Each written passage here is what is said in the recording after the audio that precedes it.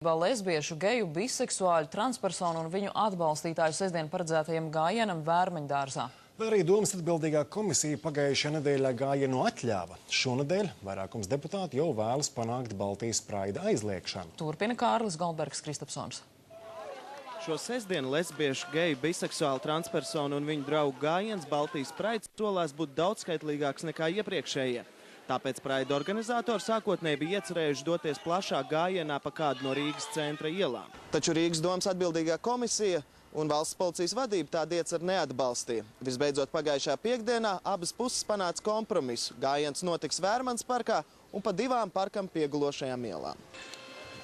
Šonedēļ 34 no 60 domas deputātiem parakstīja vēstuli, kurā atbildīgajai komisijai pieprasa lēmumu mainīt un gājienu aizliegt. Es nedomāju, ka vienā sestdienā bērni ir jāiztriec ārā no Vērmanas parka, lai tur notiktu praids un lai nevarētu notikt bērnu pasākumi un ģimenes pasākumi.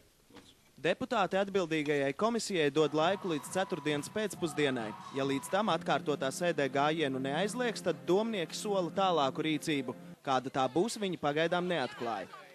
Sapulču, gājienu un piketu pieteikumu izskatīšanas komisijas pārstāvis norāda, ka domnieki ir nokavējuši. Gājienu varēja aizliegt ne vēlāk kā 5 dienas pirms tās iecerēts.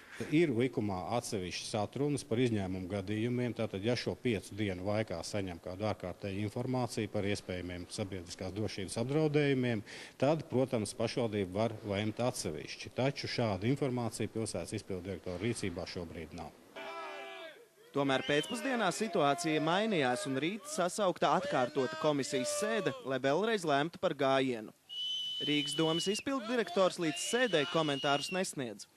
Praida organizatori cer, ka Rīgas domas atbildīgā komisija savu lēmumu nemainīs. Citādi visa līdzšinējā sadarbība atgriezīsies izējas punktā. Rīgas doma ir bijis ļoti pretimnākoša un saprotoša, kad visiem mums ir šī pulcēšanās brīvība, kad vienīgais ir jānodrošina kārtība un drošība.